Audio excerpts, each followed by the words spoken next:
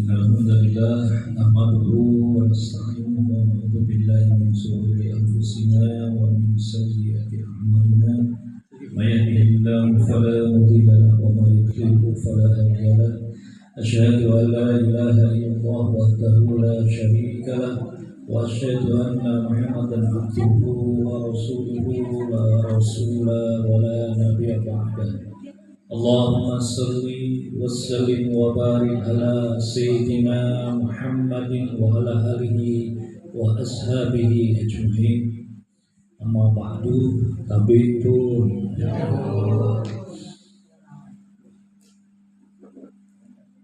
Jemaah permata yang dirahmati oleh Allah Subhanahu wa taala, puji syukur marilah kita sambil mengagunkan kepada Allah Subhanahu wa taala yang telah memberikan kita nikmat hidayahnya dan juga kesempatan sehingga kita bisa bersilaturahim di mushola apa ini namanya? Nurut Taqwa. Untuk sama-sama kita bermuwajah, menatap wajah satu persatu. Biasanya kan cuma di WA aja, gitu kan. Di WA yang di share juga entah apa. Kalau kumpul begini kan melihat. Ya. Dari senyumnya terbayang apanya ini Pak Wardo. Bermuwajah kita masih diberikan pinara apa Joko. Kita bisa bertemu secara langsung dan dalam keadaan sehat walafiat ya. Kemudian sholawat dan salam semoga tercurah kepada Nabi kita Nabi Muhammad SAW, tauladan kita yang telah mengajarkan kepada kita untuk kumpul-kumpul seperti ini mengikuti Rasulullah. Kumpulnya Rasulullah itu setelah kumpul ada doanya gitu. Allahumma ij'al ya kan jam'an ya. Jamaah kita ini jam'an marhuman ya, gitu kan. Kemudian ya jam'annya jam'an wa tafarruqona, setelah berpisah, perpisahan kita itu maksuman. Maksuman itu sudah ikhlas, tidak ada apa-apa lagi. Maka doa penutup majelisnya subhanakallahumma wa bihamdika asyhadu alla ilaha illa anta astaghfiruka wa atubu ilaik. Jadi kita kumpul-kumpulnya ini ittiba Rasul ya. Jangan dilihat cendolnya saja. Kalau yang sudah ada ya monggo diunjuk. Yang sudah habis ada tambahan lagi. Ya Pak timnya habis dulu. Waduh. Bocor kayaknya itu perlu diperiksa itu.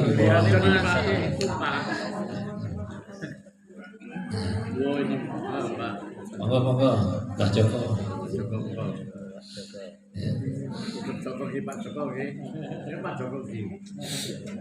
Nah, jadi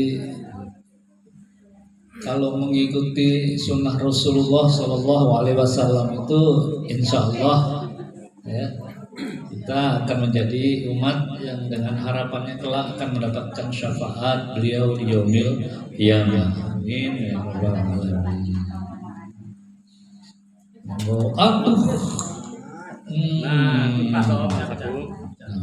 Bocor nanti kasih ini tisu ini tisunya Pak Samsudin. Cepat. Pecah.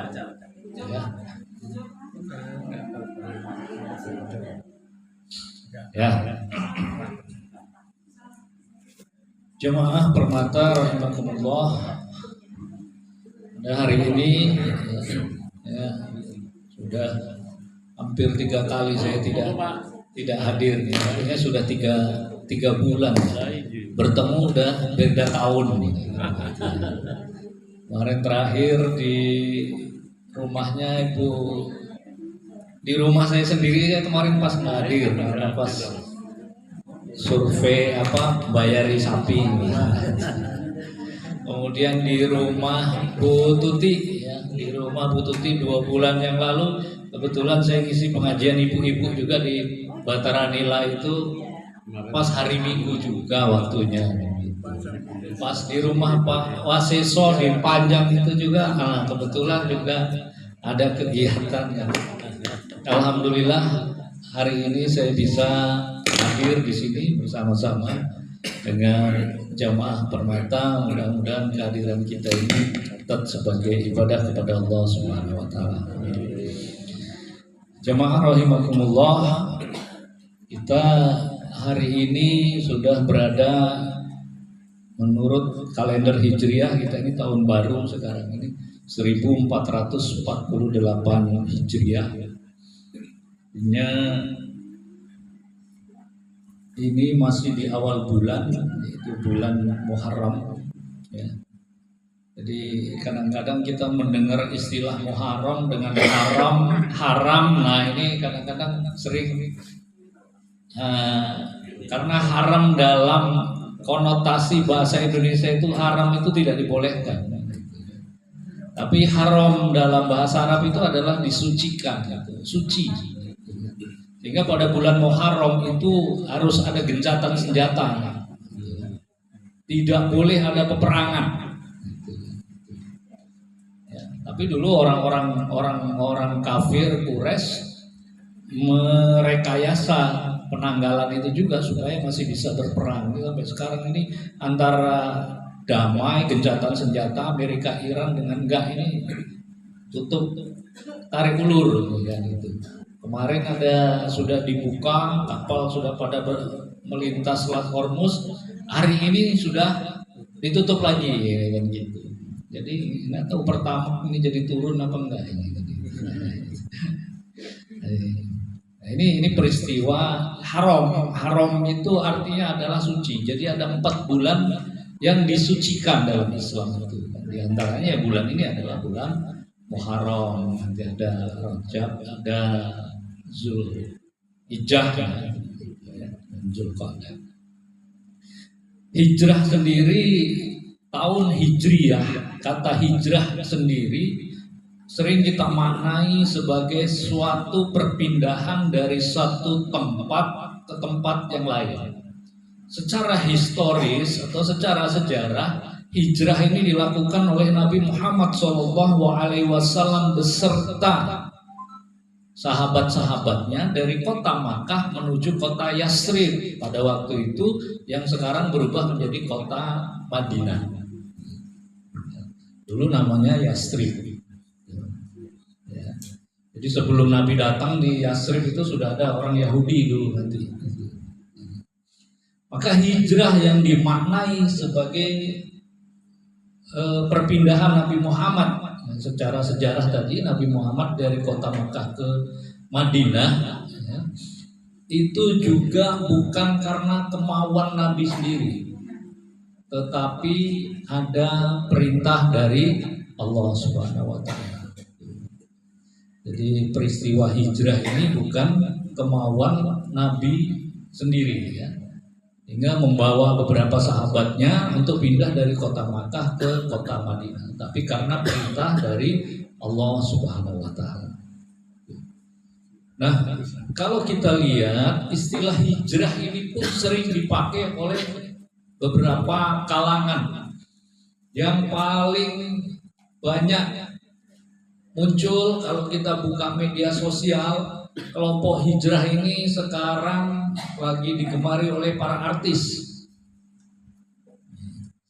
Jadi ada artis-artis yang mulai berhijrah.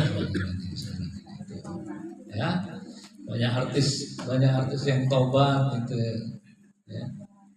Nah, kemudian juga terjadi perubahan-perubahan. Artinya hijrah secara fisik itu terjadinya perubahan-perubahan dari yang tidak baik menuju yang baik, yang tampak, kelihatan. Bapak dan Ibu jamaah Permata, Mbah-mbah kita dulu kira-kira jilbaban apa enggak? Enggak, nganggo ciput kerudungan tok. Nah, gitu.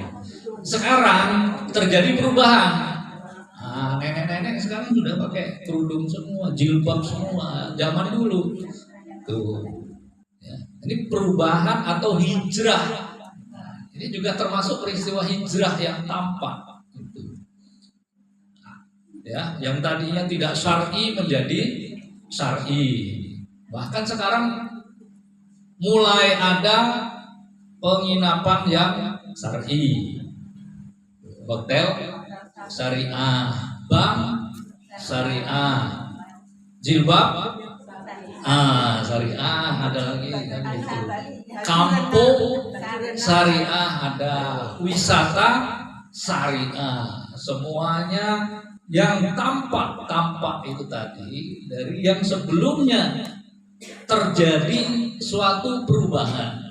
Nah ini pun patut kita syukuri dan ini adalah sesuatu yang ya menuju ke arah yang baik. Meskipun nanti ada komodifikasi. Komodifikasi itu ya ada nilai jualnya lah kira-kira gitu. Ada yang dibuat polarisasi dulu polanya, ini jilbab yang syar'i, ini yang tidak syar'i. Akhirnya kalau sudah terjadi pola itu jualan jilbab, maksudnya kayak gitu kan gitu ya. Yang ngeributin jilbab syar'i itu apa? Ternyata orang yang jualan jilbab, ujung-ujungnya begitu. Itu namanya dikomodifikasi. Jadi terjadi perubahan tadi dengan menggunakan istilah-istilah syar'i. Nah, ini pun bisa dimaknai juga dengan hijrah, perubahan dari yang sebelumnya kepada perubahan dalam bentuk yang baru gitu. Ada yang tampak. Nah, di dalam memahami makna hijrah ini ya, kita sudah mulai terjadi sekarang ini perubahan. Sekarang ini jamaah di masjid itu sudah mulai ya, banyak ya. Ngajian sudah banyak ya. Kemudian juga perubahan dari yang manual ke yang digital. Sekarang banyak yang ngaji digital melalui YouTube, melalui apa lagi? TikTok. Ini mbah-mbah ini punya akun TikTok karena saya sering lihat di Permata itu ada yang nge-share video TikTok gitu. Kalau saya nggak bisa buka karena memang saya nggak punya akun TikTok gitu kan. Ya. Nah, perubahan-perubahan yang terjadi ini juga harus kita sikapi dengan rasa gembira, rasa syukur. Jadi perubahan-perubahan yang signifikan dalam berpenampilan, dalam beragama. Tetapi yang tidak kalah penting, kita juga harus hijrah secara batiniah, makna. Jadi kita jangan melihat yang tampak terus, jangan hanya melihat yang data dan fakta, tapi makna itu juga penting. Maka kita melakukan hijrah yang disebut dengan hijrah batiniah.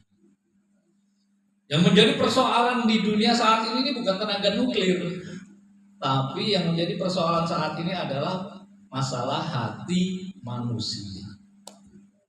Ya.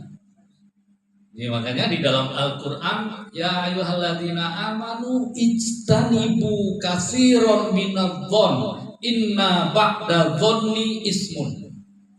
Wahai orang yang beriman, jauhilah oleh kamu berprasangka.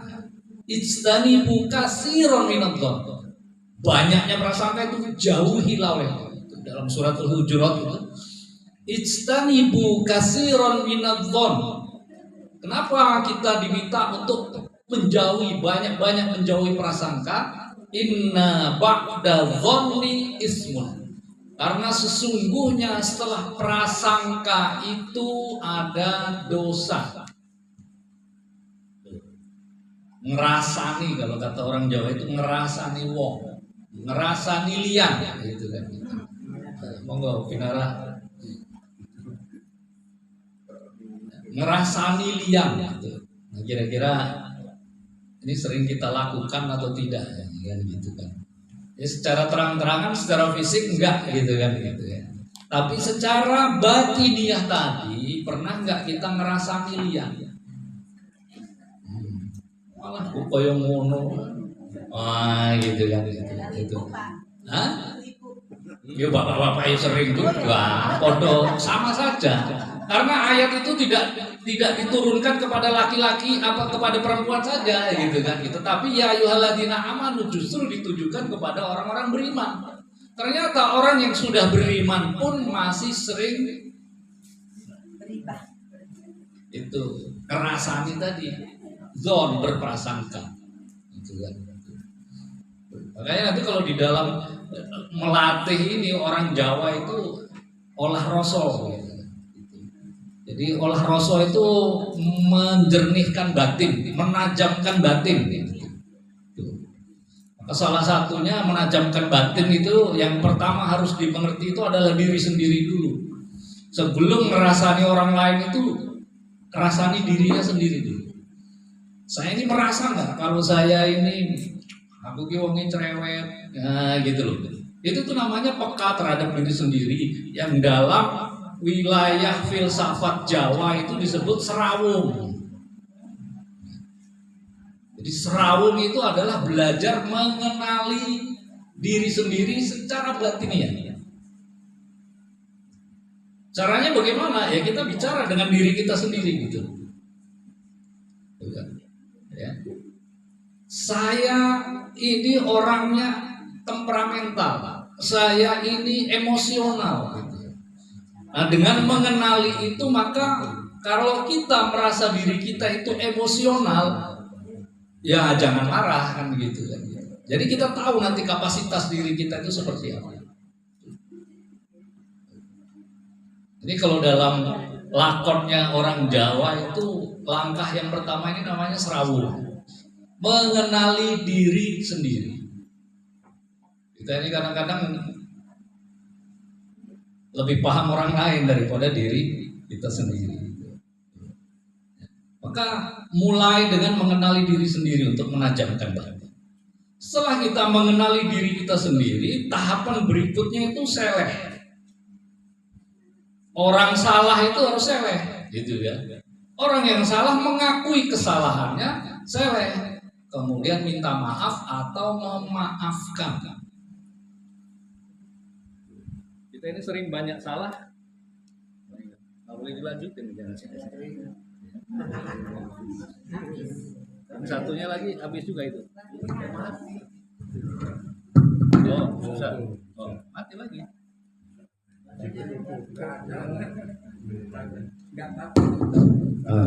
Oh, kadang-kadang mau, kadang-kadang enggak. Baterai. Kita tutup aja dengan doa. Ya, mudah-mudahan masih kedengeran lah suaranya. Jadi tahapan yang kedua, lakon berikutnya itu seleh. Jadi kalau orang salah itu ya harus seleh. Salah jangan ngotot. Seleh itu artinya kita mampu melepaskan. Karena tadi kita sudah mengenali diri kita sendiri, jadi apa yang tidak baik dalam diri kita sendiri ya tinggalkan, lepaskan. Sebenarnya kalau kita marah kepada orang lain itu sebenarnya akibatnya untuk diri kita sendiri atau ke orang lain? Diri kita sendiri, karena kita akan membebani diri sendiri. Aku nusu-nusui gunanya opo kan begitu. Karena kita ini mudah terpancing gitu kan. Tapi karena kita mengenali diri kita sendiri, emosional dan lain sebagainya, lebih baik kita lepaskan itu. Hilangkan saja. Dilepaskan. Peristiwa-peristiwa masa lalu, kadang-kadang kita ini membawa beban dari masa lalu gitu. Maka beban yang masa lalu itu sudah kita selehkan saja, tinggalkan, hilangkan. Semua kita ini gak ada yang gak punya masalah. Semua kita ini memiliki peperangannya masing-masing, punya ujiannya masing-masing. ada yang diuji secara fisik, ada yang diuji hartanya, ada yang diuji keturunannya, ada yang diuji pasangannya. Kita semua punya peperangan itu. Tapi nantinya kita akan finishnya itu sama-sama, nanti finishnya itu innalillahi wa inna ilaihi raji'un. Terus untuk apa tadi itu beban-beban itu tetap kita panggul di pundak kita. Kenapa tidak kita lepaskan? Dendam kita kepada orang lain, kemarahan kita kepada pasangannya itu seleh gitu. Maka kita lepaskan, diselehke kan gitu kan. Tahapan yang berikutnya, kalau kita sudah mampu menanggalkan, kita akan masuk pada tahapan yang disebut dengan rasa manunggal. Rasa manunggal itu adalah kedekatan kita kepada Gusti Allah, ya, karena kita sudah mampu membersihkan batiniah kita. Kalau kita sering berwudu itu membersihkan apa? Dohir. Apakah ketika kita berwudu kita juga membersihkan batin kita? Harapannya ketika berwudu adalah kita juga membersihkan batin, maka disebut tohir di situ. Toharoh itu adalah bersih lahiriah maupun batiniah, maka disebut toharoh. Jadi kalau kita dalam kondisi tidak berwudu dengan berwudu ada perbedaan atau tidak? Nah, kalau kita sudah bisa merasakan bahwa ketika berwudu dengan tidak berwudu itu berbeda, ternyata berwudu itu jauh lebih menenangkan. Nah, itu kita sudah masuk kepada wilayah batiniah. Jadi air yang tampak itu tadi bukan hanya sekedar air yang membasahi wajah kita, tangan kita, kaki dan juga rambut kita, tetapi mampu membasuh kotoran-kotoran yang ada di batin kita masing-masing. Jangan lagi ngerasani orang, ngerasani Gusti Allah juga sering. Gusti Allah ini orang adil. Nah, kadang-kadang itu juga batin.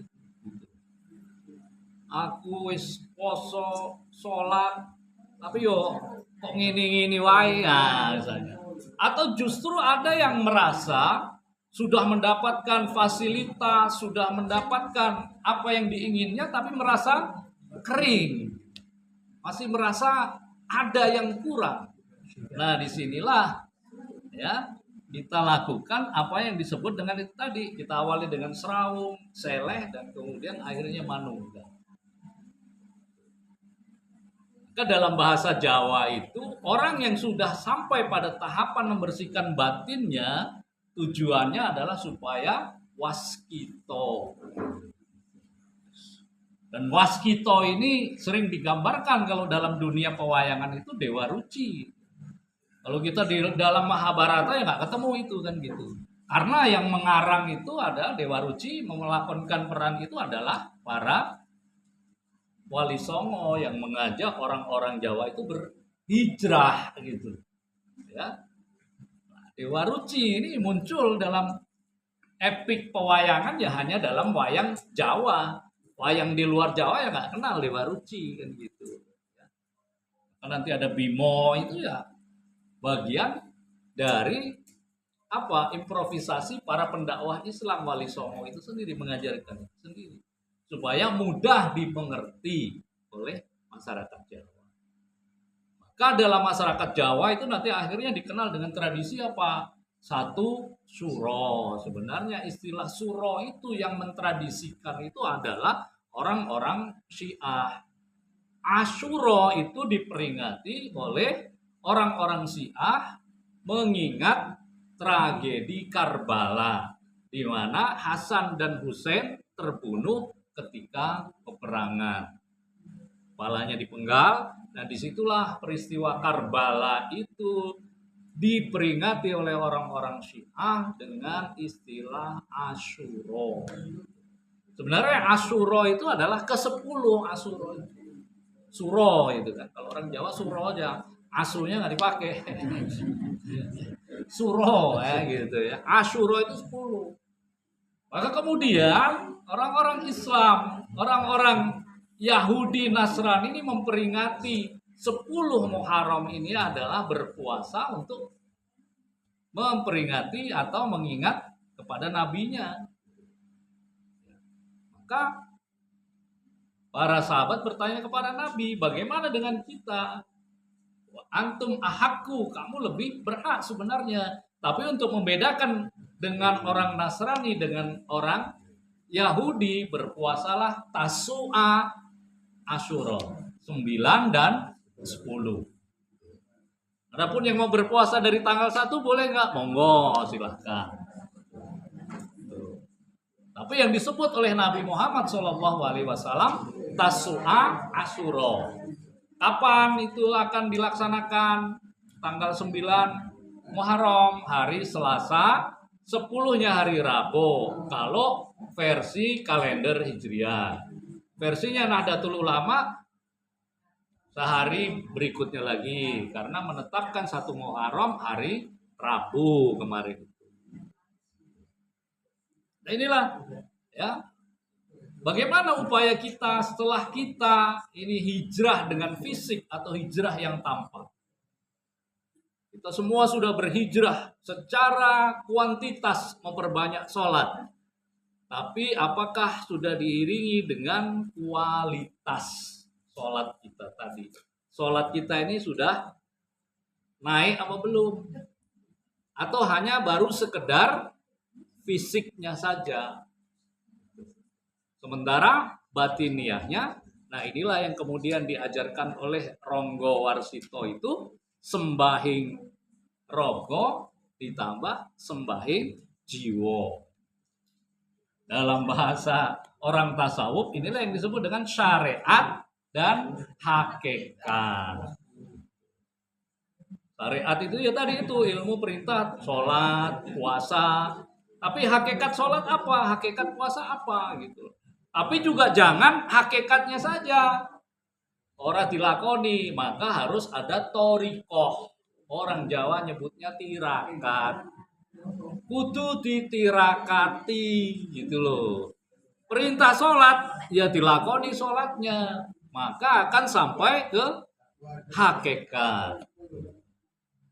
Jadi kalau mau mendapatkan mutiara, ya kapalnya perahunya jangan dibakar gitu.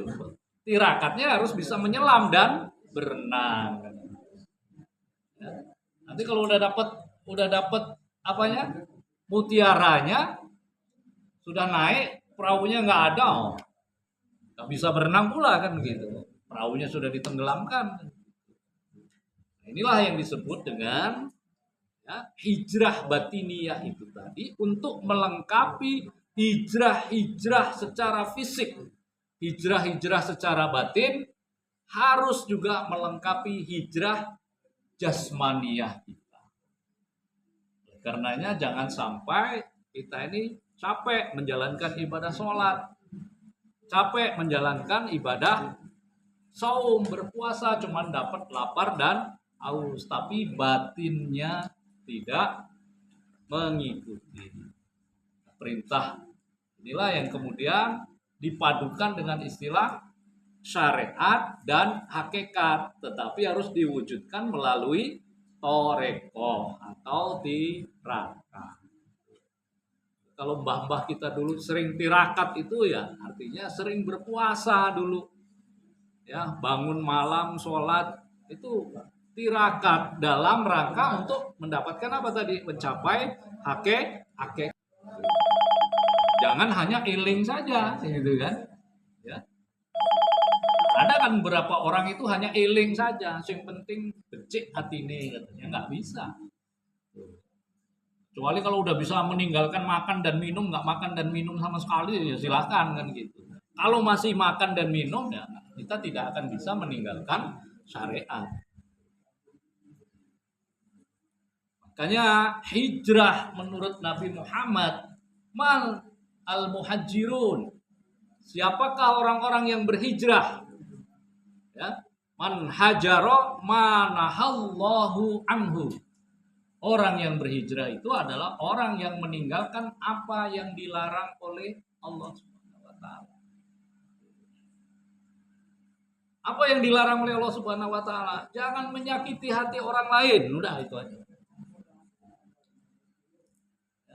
Kita ini memang tidak bisa membahagiakan semua orang.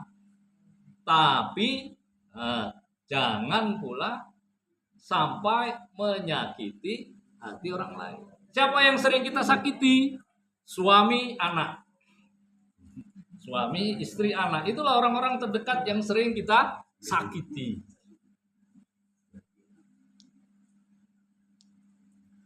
Ya. Kita suami menyakiti istri, istri menyakiti suami, suami istri menyakiti anak. Kenapa? Ya kan kita ini wani nyeneni bojo karo nyeneni anak kan gitu. Nyeneni tetangga gak wani kan gitu kan. Makanya kita ini sering dengan orang lain bertutur kata lemah lembut, tapi dengan istri kasar, dengan suami kasar. Mata nih.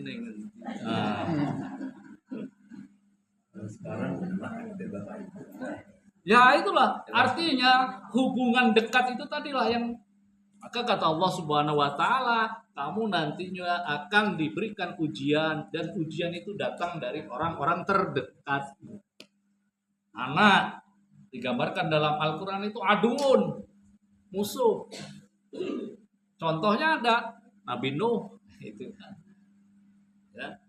Jadi kalau anak kita ngelawan kita itu ya udah inget Nabi Nuh aja dilawan. Nabi itu kan.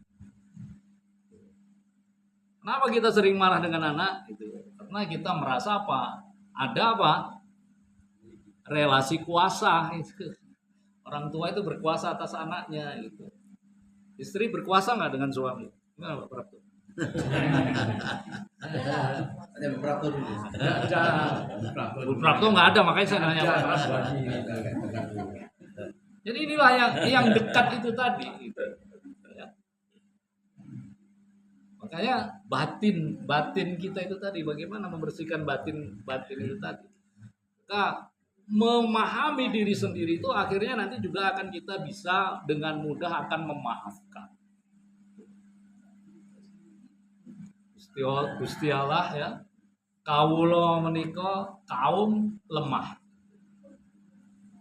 Makanya ketika orang sufi itu yang menjadikan dia gelisah itu bukan omongan orang lain, bukan. Yang menjadikan dia gelisah itu adalah apakah dia diridhoi oleh Allah atau tidak. Coba kita belajar dari Instagram, WhatsApp story, atau kalau kita ngepost di grup-grup. Apakah kita tulus ikhlas atau ada keinginan supaya di like, ditanggapi dan lain sebagainya. Ketika itu tidak ada yang merespon, nah itu kadang-kadang kita ini sering merasa gelisah kalau apa yang kita lakukan itu ya tidak diterima oleh orang lain kan gitu. Ini ya dalam hal batiniah kita tidak perlu lagi sebenarnya. Di usia-usia seperti kita ini nggak perlu validasi lagi sebenarnya. Penting validasi, tapi bagaimana kita mendapatkan ridho dari Allah Subhanahu wa taala. Di antaranya adalah dengan tidak minta pujian dari manusia. Kita ini sering khawatir nggak diterima orang lain, dikatakan buruk oleh orang lain. Tapi tidak pernah gelisah tidak mendapatkannya ridho dari Allah Subhanahu wa taala. Maka seusia kita, sesepuh kita ini mari kita bermuhasabah. Apakah apa yang saya lakukan ini diridhoi oleh Allah Subhanahu wa taala atau yang selama ini kita lakukan itu justru dilarang oleh Allah Subhanahu wa taala. Maka di antara yang membersihkan batin itu adalah tadi salah satunya yang paling banyak menghinggapi manusia itu adalah riya. Dipuji orang lain. Dari mana kesombongan itu datang? Ada 3 pintu yang sering membuat kita sombong. Pertama apa? Ilmu.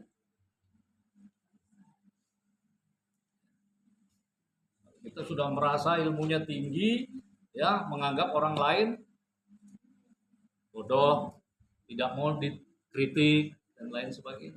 Yang kedua, jabatan. Jabatan ini yang bikin baper itu. Gitu kan? Kita lagi jalan, ada misalnya mahasiswa atau tetangga kita nggak negor itu. Wih, mahasiswa ini nggak tahu apa saya di kaprodi misalnya. Nah, itu jabatan itu. Nggak tahu apa saya ini kepala dinas misalnya. Tuh. Maunya apa? Pas ada antrian mau jerobot duluan. Tuh. Dalam kondangan misalnya, panitia nggak naruh dia di VIP. Orang kenal karo aku tuh. Nah, itu sudah merasa apa itu? Merasa sombong. Itu merasa sombong. Sombong karena apa tadi yang melekat apa? Jabatan. Yang ketiga, harta. Banyak orang sombong gara-gara harta. Ya, kadang-kadang kalau di tingkat pemula itu megang handphone aja itu kalau ada yang gambar apel dengan yang gak ada gambarnya lain. Kalau ada yang gambar apel tuh kayaknya wah ya gitu kan teleponnya. Kalau yang gak ada gambarnya gini. Atau turun dari mobil. Ini dilihat dari cara turunnya, dilihat dari merek mobilnya, cara turun tuh lain-lain ternyata. Ada survei gitu. Kalau turun dari Alphard itu kan ketahuan gitu kan. Wah, buka pintunya sendiri. Gitu jalan udah agak wah. Gitu kan? Kalau dapat parkiran marah dia. Ini harta, ilmu, jabatan, harta itu tadi yang membuat kemudian kita ini sering teriak, lupa dengan diri sendiri. Maka harus sering belajar apa itu? Serawung, mengenal diri sendiri. Bahwa kita ini bukan siapa-siapa. Ya kan? Saya mah apa tuh kan begitu. Ya. Jadi kadang-kadang ya kadang-kadang apa untuk menghilangkan merasa ilmunya lebih tinggi itu ya. Karena saya ini kalau di Batara Nila itu kan ketua takmir lah. Jadi kadang suruh ya kayak ceramah gini. Maka untuk menghindari kesombongan itu ya kadang-kadang saya menampilkan diri ya mancing ya apa gitu. Kadang-kadang nggak mau menunjukkan biar supaya nggak jumawa gitu loh. Kadang-kadang ya melakukan hal-hal yang kadang-kadang menurut ukuran orang anu koyong ngono gitu. Istilahnya menghinakan diri kalau dalam tradisi tasawuf itu menghinakan diri supaya kita ini ya setara gitu loh. Supaya kita tidak merasa dan kemudian ketika orang itu juga tidak segan juga dengan kita. Maka kadang-kadang sering nongkrong itu kalau Bude jadi jarang lewat sih ya. Saya nongkrong di jembatan di Kesturi sama itu sambil mancing itu kan sering ibu-ibu yang jalan itu sering ledekin, sengaja sebenarnya itu kan. Supaya kita tidak merasa ada itu belajar serawung itu tadi. Artinya saya sendiri juga masih belajar. Mari kita sami-sami ya hijrah batin. Jangan sampai ada najis batiniah. Sementara kita rajin berwudu tapi masih ada. Sehingga kita tidak mudah marah, emosi. Dan kita belajar bagaimana kemudian ya kadang-kadang masih juga nada tinggi ya kita belajar juga direndahkan. Sama-sama lah saling mengingatkan di sinilah tawassau bil haq wa tawassau bis. Pada peristiwa hijrah ini mari kita maknai apa yang selama ini sudah kita lakukan secara fisik, kita lanjutkan dengan menjernihkan. Istilah Imam Al-Ghazali itu tazkiyatun nafs. Dan yang paling bahaya saat ini apa Pak? Tuh. Batin kita ini sering gelisah, kenapa? Karena seringnya banyaknya informasi yang masuk ke otak. Bapak buka HP ini, wah itu udah simpang siur. Makanya orang Jawa diajarkan untuk apa? Semati. Semedi kita sekarang dunia kontemporer nih, matikan notifikasi. Mulai dari maghrib sampai pagi jangan dibuka. Bapak bangun tidur buka HP, masalah itu. Apalagi begitu masuk notifikasinya nagih hutang. Wah, itu yang tadinya kita bangun tidur fresh jadi nggak fresh. Ya kan? Maka usahakan buka HP itu setelah sholat subuh dan terusnya ini. Ya, notifikasi media sosial itu juga nggak usah dinyalakan. Inilah yang sekarang disebut dengan digital fasting, puasa digital. Karena informasi ini sekarang algoritma ini, apalagi saya lihat orang itu sekarang senangnya nonton apa? Drama pendek itu kan, video-video drama. Wah itu kisahnya menarik terus itu. Nanti algoritmanya itu muncul tanpa kita buka juga muncul terus itu, sehingga membuat kita terus kapan ngaji nih kan gitu. Nah itu kan kapan ngaji nih kan gitu. Makanya Tazkiyatun Nafs ala Al-Ghazali itu aplikasi-aplikasi selain WhatsApp group itu dihapus semua. WhatsApp group itu karena kita komunikasi terhubung kan gitu. Keluarga menyapa dan lain sebagainya. Sepenting itukah Instagram? Sepenting itukah TikTok? Gitu kan. Sepenting itukah Facebook misalnya? Tinggal kita apa? Kapan semedinya gitu. Semedi itu membutuhkan waktu khusus hening untuk menajamkan apa? Batin. Jadi ketajaman batin itu memang harus diolah. Latihannya itu. Makanya dari dulu sampai sekarang antisipasi ini saya nonaktifkan notifikasi. Nggak ada suara, nggak ada getar. Kalau ada orang nelpon lagi kepegang ya alhamdulillah diangkat. Kalau enggak ya kadang-kadang panggilan banyak gitu kan. WhatsApp banyak. Gitu. Saya antisipasi juga, gitu kan. Grup-grup kalau kita dimasukin grup keluar dikira sombong gitu ya. Saya alihkan ke nomor yang lain. Yang begitu dibuka kadang 500 gitu. Tapi yang nggak saya baca hapus sudah gitu saja. Sampai itu mempengaruhi apa? Pikiran. Jadi di era digital ini sekarang wah, informasi itu membebani kepala kita. Belum lagi informasi yang kadang-kadang apa? Hoax. Bapak buka informasi saat ini, buka HP, Instagram apa pasti isinya MBG, ada yang setuju dengan yang tidak setuju kan?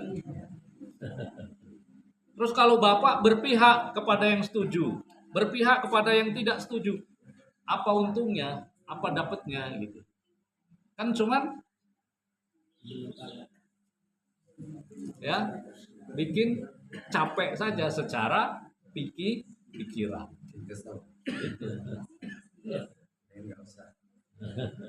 Saya kira kalau Bapak Ibu baca Al-Quran pengaruhnya apa? Menenangkan atau mengacaukan kira-kira gitu. Menenangkan gitu. Tapi kenapa milih yang mengacaukan daripada yang menenangkan? Pilihan ada pada kita masing-masing. Barakallahu li wa lakum wa nafa'ani wa iyyakum bima fihi minal ayati wa dzikril hakim. Aqulu qouli hadza fastaghfiruhu innahu huwal ghafurur rahim. Wassalamualaikum warahmatullahi wabarakatuh. Waalaikumsalam warahmatullahi wabarakatuh.